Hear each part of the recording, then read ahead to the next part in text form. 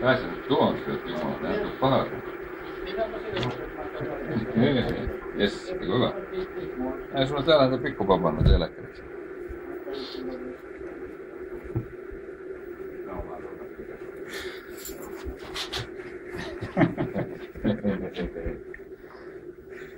Herkullista on.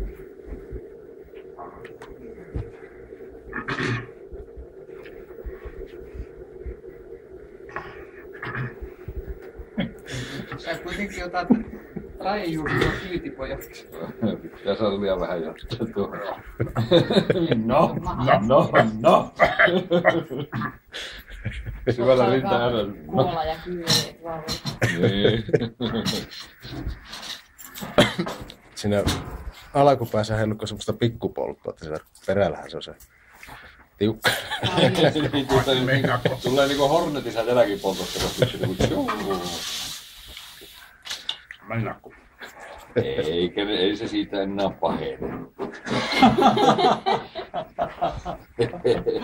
Kahvin keitin. Teillä ei oo pää. Ei tässä nyt jouda keittämään. En sä malttanut panna sitä päälle, kun katsoa mitä suoritusta. Niin.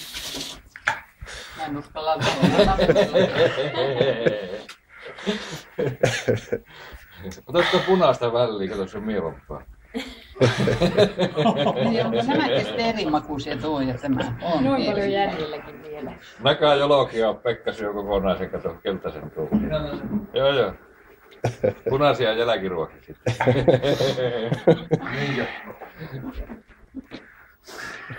No kova jätkä. Sillä on hirviä mahapoltteet sitten loppuun.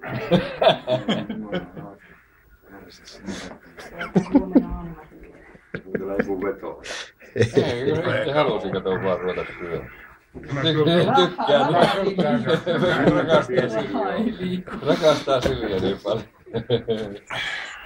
Viikko sairaslomaa.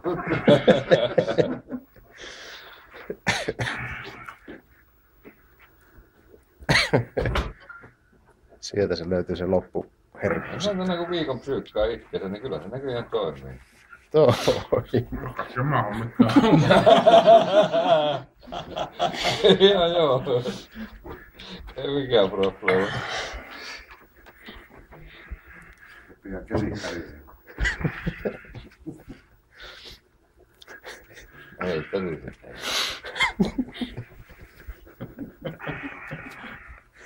Melko tyylästi kuitenkin meni tällä. Joo.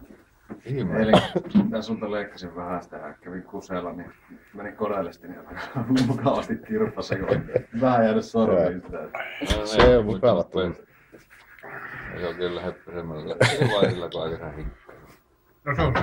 Noniin. Ota punaista eläkkärikin. Jää.